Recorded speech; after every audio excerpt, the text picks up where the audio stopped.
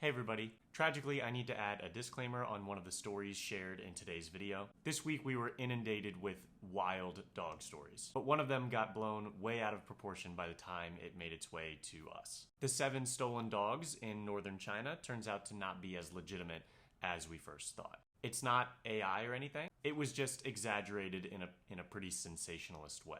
The rumor was that the dogs escaped a meat truck and traveled over 10 miles together all the way back to their village while protecting a German Shepherd who was reportedly injured. However, state media confirmed, and CNN is reporting that the dogs lived in a much closer village and that the German Shepherd was just in heat and attracted all of these other dogs. Yes, the story I share in the video is much better. But with the rise of misinformation, we thought it responsible to add this as soon as we saw that report. If you want to pretend you didn't hear this, that's fine with me, I guess. Please enjoy the show. Welcome to The Dogs Were Good Again. This week was an incredibly busy week in the world of dog news, so I'm going to be your guide through all of it. They range from intense to incredibly heartwarming and just about everything in between. And of course, we also have an Adoptable special guest. Oh, that looks like a good dog. That's a good dog. Yeah, that looks like a good dog. A very good dog. Please join me in welcoming Lady. I've got your toy. I've got it. I hit it earlier. Hello, hello, hello, hello. So this is Lady. Lady is a 1.5-year-old Staffy mix. She is about 35 pounds. And if she lays down... Oh, she thought about it. She'll be back. She is available for adoption from Real Good Rescue. And she's back. Perfect. She wants to get adopted. Lady was found abandoned on the side of a highway. Real Good says she likes to party with her toys, and by party, they mean really party. She has Olympic-level enthusiasm, and we're going to see how much of this is torn apart by the end of the episode. It might all be gone. She is obsessed with people and even more obsessed with people who are obsessed with her, which makes sense. They say, think Princess Diana, the people's princess, but make it a pity. Lady is selective about other dogs and not very good with cats, but she's delightful with kids and would love to be a part of your family. That's going to unravel quickly at this point. You picked a good part of it to pull. Her adoption fee is sponsored by Samantha Fields. Let's clap it up for Samantha. Thank you, Samantha. Samantha says, for all the pups who left paw prints on my heart and changed my life forever, though they're no longer by my side, Scooter, Moped, and Harley, Huxley and Blitz, Bayou and Julep, Norma, Addie, Benji, and Woody. That's a lot of dogs to have in your life. Forever loved, forever missed. Thank you so much, Samantha. Lady's got one less barrier to her forever home. So Lady also has, you might hear them, but she also has only teeth in the front and the back, not in the middle, which is an interesting dynamic, but that causes her to chomp in a way that it's very vocal. It's a very funny sound.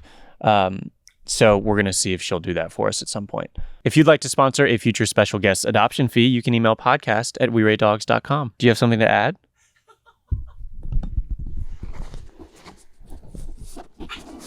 Okay, I thought you might do that, but you can't do that. I thought you had something to say. Okay, the first story that we have to cover because it has gone absolutely otherworldly viral this week is the 7 stolen dogs in northern China. So 7 dogs were stolen from their northern China village.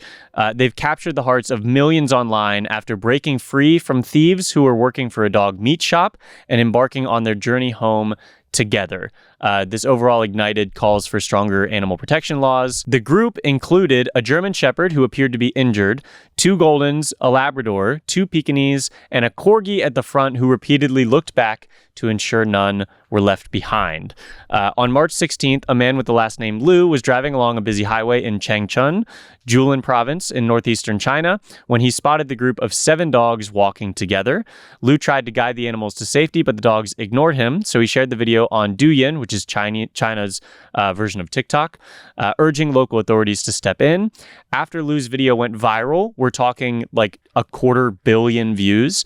Several volunteers and even a drone tracked the dogs to facilitate their safe return home. One volunteer claimed that individuals operating a dog meat shop had stolen the dogs, suggesting they may have escaped from a truck, though no witnesses saw their departure. Lu told mainland media outlet Dahi Daily they resemble a band of little brothers in distress, moving in unison, nothing like stray dogs. On March 19th, a volunteer informed Jimu News that all 7 dogs had returned to their respective owners, who came from 3 different households. All 7 dogs came from the same village, where they typically roamed freely together and had formed strong friendships. The highway where Lu first spotted them was about 17 kilometers, over 10 miles from their village. One netizen remarked, "Their journey could be the premise for a movie. The golden retriever positioned itself closest to traffic to shield the others. The corgi kept checking back to ensure no one was left behind. The German shepherd, showing natural leadership, remained central like a general." As of now, no additional information has emerged regarding the dog thieves. We do know that the corgi leader from the Douyin video is named Dapong, meaning big fat. So since this has gone incredibly viral, it's genuinely the real life version of Homeward Bound. So the memes have been good. That corgi, clearly the leader, just from that one video we watched, just a phenomenal story, and glad they all made it home. Also this week, it was announced that vet prescription fees are to be capped at £21 in the UK. BBC is reporting that vet prescriptions will be capped and practices will have to publish a price list following an in-depth review by watchdog organization Competition and Markets Authority. Pet owners must also be informed that they can have a written prescription to fill elsewhere, which could save them money. Previously, prices had been rising at roughly twice the rate of inflation, which would be no surprise to people in the US as well. Other proposed reform would make businesses and individuals accountable to an independent regulator. In particular, supporters called out large group vet practices, which were charging higher prices than independent clinics. We did a whole episode about private equity at the top of the year, and this is what they're calling out here. Under other measures set up by the CMA, vet practices must publish a comprehensive price list for standard services, including consultations, common procedures, and cremation options. You have no idea how expensive it is to go through the death of your dog until you're met with that bill. A written estimate must be provided in advance for any treatment expected to cost £500 or more, including aftercare costs, plus an itemized bill. Emergencies are the only exception to this. Vet businesses must make clear whether they are part of a group or an independent business, which is very valuable. To help pet owners compare local practices, price and ownership information will be made available through the Royal College of Veterinary Surgeons' Find a Vet service, which will share data with third-party comparison sites. All of that incredibly valuable if you're looking to achieve any sort of low-cost veterinary service. Reforms will take effect later this year. Again, that is only in the UK. I have a feeling that we are far from that in the US. And the top comment in pretty much every forum where this is being discussed is that now the British dogs will be getting better healthcare than Americans. The response to this has been overwhelmingly positive. It's a promising step towards making vet care more affordable. As we know from the video I made and just generally, people were having to surrender their pets or financially euthanize them due to not being able to afford their care. The only negative perspective in this is that vet fees can go to staffing costs, equipment, and more, and the veterinary field is already not as well compensated as human medicinal practitioners. However, this is undeniably a step in the right direction. All right, next up we have Goose. Goose the dog is responsible for saving the lives of 4 cats dumped along a trail in Longview, Texas. Daisy Phillips and her golden retriever Goose were walking along Cargill Long Park Trail around 8 a.m. on a Friday in January. Goose likes to sniff stuff, and Phillips let him lead her wherever he wanted to go. She said, "He pulled me close to the edge of the trail where there's a drop-off. Her eye caught a glimpse of a neon pink object. She walked closer, and she saw eyes looking at her. The object was a metal cage that held 4 cats inside. It was upside down and was not visible from the trail. Only because Goose led her there did she see it at all. I'm really thankful that he did," Phillips said. "I guess he smelled them." The cage door was fastened shut with plastic cable ties and a metal screw. The cats were covered in their own feces. The family called Longview Animal Control, and while waiting for officers to respond, Phillips ran home to get canned food for the cats. "I would have never spotted them without my dog," she said. "I would never go that far off the trail." Animal shelter workers named the cats after the Spice Girls, Ginger, Sporty, Baby, and Posh. All 4 cats have since been adopted, and I believe I have another update. Thank you for reaching out about the Spice Girls. We're pleased to report that all 4 cats were healthy and transitioned well. The first day was a little rough as we brought them into the facility. I'm happy to tell you that all 4 girls placed in loving environments. Sporty was adopted on 128, with Baby and Posh, now Katie, being adopted together on 129. Ginger was sent to a trusted rescue partner on 23 and is being adopted through their network, and we've since learned that he's been adopted. So Goose, the hero who saved 4 cats. Well done, Goose. Next up, we have a dog who's been reunited with their family 11 years after being stolen. In 2015, 2 dogs were stolen from their backyard in Philadelphia. One of the dogs was found, but the other, 40 Cal, that's the dog's name, was not. The family searched for years and never forgot him. They eventually relocated to Luzerne County, Pennsylvania. They kept his lost pet report active and ensured his microchip information was up to date, despite years passing. Flash forward to last Saturday night when ACCT Philly found a senior stray. The shelter scanned his microchip, and because the information was current, they were able to contact the family with the happy news. His owner, Jordan, said, "I thought it was a joke. It's just amazing, and I can't believe after years that he was brought back to us. He's very old, and he's going to go home with us and just live his best life for the rest of the time that we have with him." Shout out to the news crew that knew to go get this reunion footage. Very, very sweet. It looks like the family has a kid that was probably just a wee lad when 40 Cal was originally stolen. Whoa! And she's back.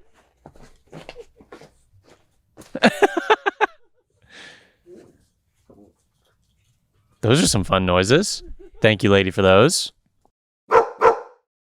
So we have our very first ad read on this podcast, and it is from a partner that you all have probably seen us talk about before. That would be Best Western. They have helped us with a ton of emergency transports across the country, and they've helped us give some senior dogs like their bucket list weekend. So a wonderful partner, and they hosted Javier's vacation this weekend because he works oh so hard. So I'm going to show you some clips from that weekend and kind of tell you what we did. So we drove up to San Luis Obispo. Our first stop was to see some otters because he looks closest to an otter. We then, of course, stopped at a pet store where he picked out like the stinkiest thing I've ever smelled in my life. We had to take it away from him after only a few minutes. But yes, Best Western put us up. They had a toy basket in the lobby, and they officially had a welcome sign for him. It was very, very great. They treated us like royalty, and Javier really appreciated it. The next morning, they also had a dog park with all these very millennial signs. The next morning, we went right to the dog beach. He made friends with a senior golden. Taylor and I cried because he was just so sweet. We saw this hippo. I don't know what they were doing there, but he was very sweet. We then went on a hike. That's what that looked like. And this was him on the way to the beach. This was him on the way back. So we mission accomplished with exhausting him. We then booked him a legitimate massage. He enjoyed it, and when he got a little bit persnickety, we gave him peanut butter, and then he was locked in and let the vet tech do kind of everything that she needed to do. San Luis Obispo has this amazing drive-in movie theater, and it was the first time Taylor and I did that, and it was very nice. And then on the way out, we stopped at a winery, Dow Vineyards. Taylor and I love that place, and we got to bring Javi, and that was more for us, but he got a massage the day earlier, so I think it's fine. That was our weekend. Very, very proud to partner with Best Western. They have over 1,200 dog-friendly hotels. You can sign up for Best Western rewards through the link in the description of this video, and you'll be automatically upgraded to Gold Elite status. We also have our own landing page and everything, so you'll know that you're there in the right place. Thank you, Best Western, for being our first sponsor of the podcast, and we look forward to many more transports and vacations for Javier. He doesn't need them. He doesn't work very hard. Then we have Stanley. He helped solve a 160-year-old murder case by digging up a bottle of poison in his backyard. He's been digging around the same spot for about a year. His humans tried patching it up, even putting a paver over the top of it, but Stanley was insistent. Finally, he found his treasure, a blue glass bottle from the Victorian era that once contained poison. When his human began researching the bottle's origins, he was able to immediately connect it with an infamous murder case that had taken place just 2 doors down in what is now Cleisthoniton, Devon, a village in England. In 1865, a woman in the village named Mary Ann Ashford poisoned her husband's tea so she could be with her younger lover. She was executed in a public hanging that was the key to end corporal punishment in Britain. While poison bottles were relatively common during this era, Stanley's human points out, if you had bought that bottle for the right reasons, like killing rats or something, why would you bother burying it? Since his discovery, Stanley has stopped digging in that same spot, having completed his role in the historic murder case. That story sounds fake, but it's not, I promise. You may have seen that last Friday, LA officials removed hundreds of dogs and cats from a single property. I'm going to give you kind of all the details that we know about it so far, and then I'm going to weigh in a little bit. The first number reported was 700 dogs and cats, which would have competed for the largest hoarding case in U.S. history. They now estimate that approximately 250 dogs and 66 cats were removed, a total of 316. These numbers remain preliminary as evaluations and documentation continue. Apparently, they had based their original 700 dogs and cats estimate off of an anonymous tip from someone who had witnessed the property and discovered a smaller number of animals when they arrived on scene. Some people are questioning this and think that that's one of the sources of some of the shady aspects of this story. There are some reports that claim the animals also included at least 1 goat and 1 pig. In a press release shared by the Los Angeles County Department of Animal Care and Control, we're going to refer to them as DACC, on March 20th, the agency stated that around 7 a.m. that morning, officers executed a search warrant related to the violation of animal welfare laws. More than 70 animal care and control staff were on the scene. DACC has vast experience rescuing a large number of animals. In 2006, they rescued more than 350 chihuahuas from a single animal hoarder. In 2017, they rescued more than 100 venomous snakes and reptiles from an animal hoarding situation. And in 2017, they rescued over 7,000 birds from the largest illegal cockfighting raid in U.S. history. So this animal care and control department has a lot of experience with these type of cases. The district attorney's office, which helped serve the warrant, said the search was prompted by an allegation of animal cruelty, neglect due to overcrowding. No arrests have been made and no charges have been filed. The investigation is ongoing. Regarding who owned this property, there had been complaints about this property for 2 years, but officials did not have enough evidence to issue a warrant until an anonymous person submitted video footage. The animals were under the care of Chris Donda, who is the founder and executive director at Rock and Paws Animal Rescue. Donda said she disputes officials' characterization of the conditions and said she intends to challenge the seizure in court. She claims the animals are all healthy and in good condition. She documented the removal on her social media page. Donda stated that she is receiving serious threats and that some dogs were injured by DACC during the raid. Obviously, that's a photo. Context could be missing, but it was paired along with genuine concern for that animal's safety on Donda's part. And apologies if I'm butchering the last name there. She said, I was here documenting all the dogs as they were pulling them off so that I could have proof for the judge. She's cooperating with authorities and has not yet been charged with anything. Donda claimed the dogs were cleaned and well cared for, but neighbors said the opposite. This is a quote from the neighbor. The odors drift around the neighborhood because the ground is saturated there with animal waste. Another neighbor said, picture some massive dog fight that's continuous every evening and every morning at feeding time. It does seem that Chris had animals in multiple locations and issues with neighbors for a long time. She also claimed the rescue was a 501c3 organization when asking for donations. And while some people claimed that she was lying, it appears that Rock and Paws is a legit 501c3, although there's claims and rumors and details about maybe that it wasn't in good standing. We couldn't find any of that, but that doesn't mean that this organization is not in good standing.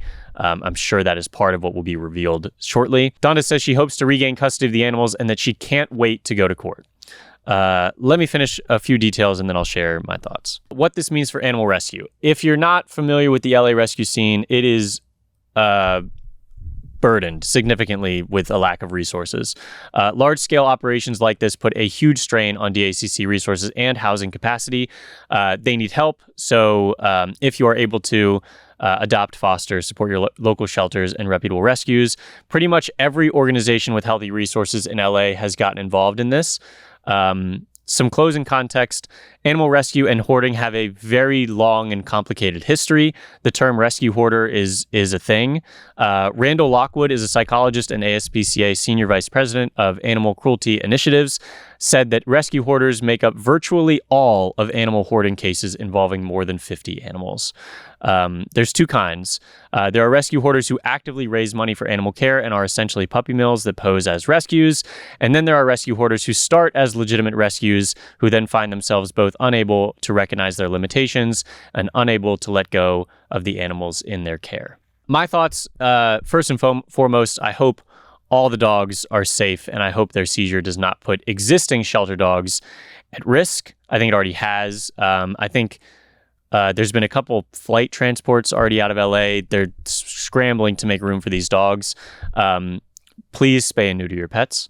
And then please get involved with your local shelters and rescue organizations. So again, we'll learn more as the details come out. And again, primarily, I hope for the safety of the dogs. I think it seems incredibly irresponsible, whether it was 700 or 300 and however many dogs, to have a single person caring for them. If that was the case, I think that the only tricky thing I'm having with this is that,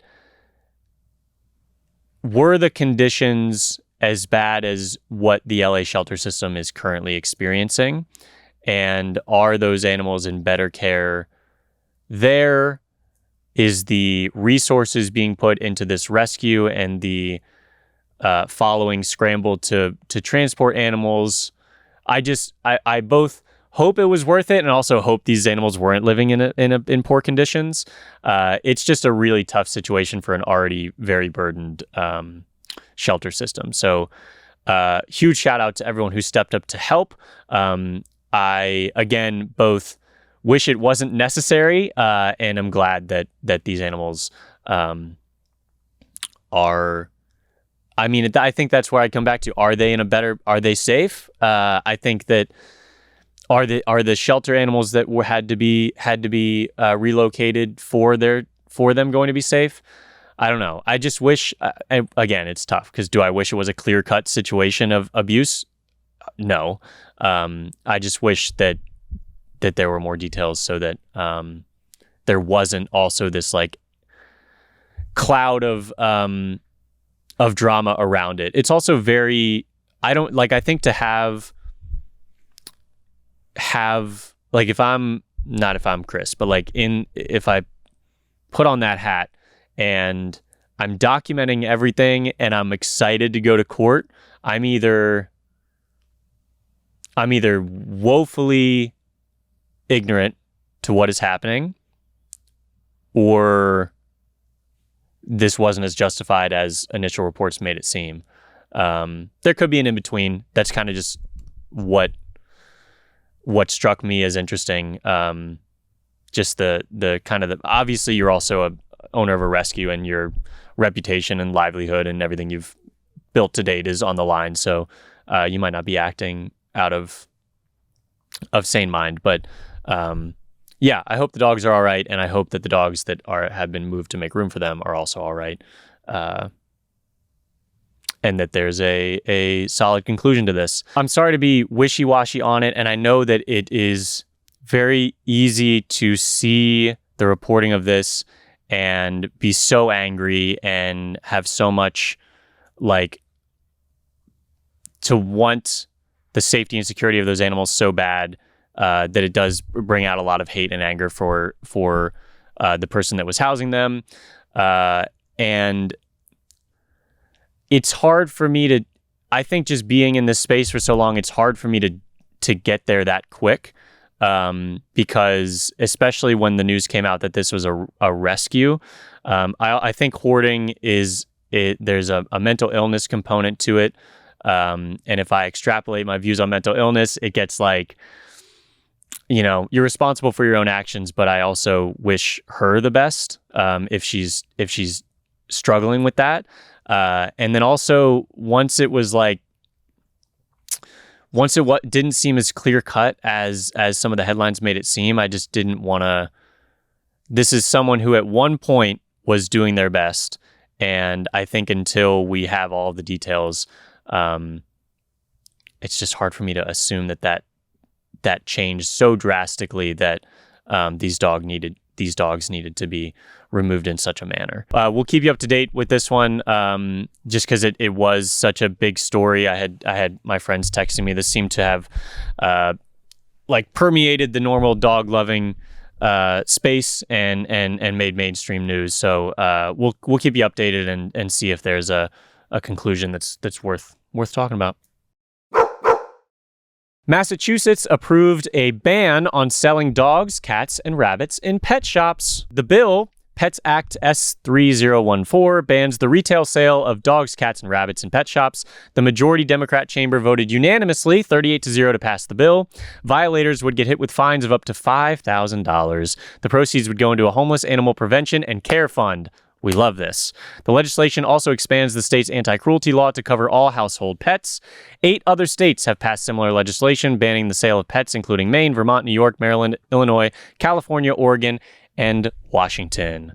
I wonder what those states have in common. The bill is a redrafted version of legislation. It also bars manufacturers and contract testing facilities from using traditional animal testing methods for cosmetic or household products, product formulation, chemicals, or ingredients, directs the state's Executive Office of Housing and Livable Communities to create a program allowing elderly residents and tenants in state public housing to keep pets in accordance with the facility's requirements, so long as they are reasonable, calls on the agency to commission a report on how pet-related fees affect renters in private and public housing, prohibits state public housing facilities from banning pets and discriminating based on breed, size, weight, or appearance of a pet, as well as requiring an animal to be declawed or evicting compliant tenants solely because they have a pet. Finally, it says homeowner insurance companies may not factor a dog's breed into underwriting, rating, or renewal decisions. Yeah, on all of that. Why it's important? Lawmakers say the ban is designed to stop large-scale puppy mills. Bill supporters said pet shops could instead display animals available from nonprofits for adoption, which would also be dope. Does anyone oppose the bill? Yes. The Retailers Association of Massachusetts, which has 4,000 members, has opposed the bill and sent a letter to senators saying banning the sale of puppies, kittens, and rabbits could place businesses at a disadvantage compared to out-of-state sellers and unregulated markets. They also said it would lead to a drop in sales, not only of pets, but pet supplies that could jeopardize businesses that employ local workers. And to that, I would say, get creative. I'm sure you can do it. Our last story of the day is a very wholesome one. A viral dog rescue from 10 years ago has gotten its own statue. A famous story of human kindness from a decade ago has been cast in metal with a new art installation built over the riverbed, which flows into a reservoir in Kazakhstan.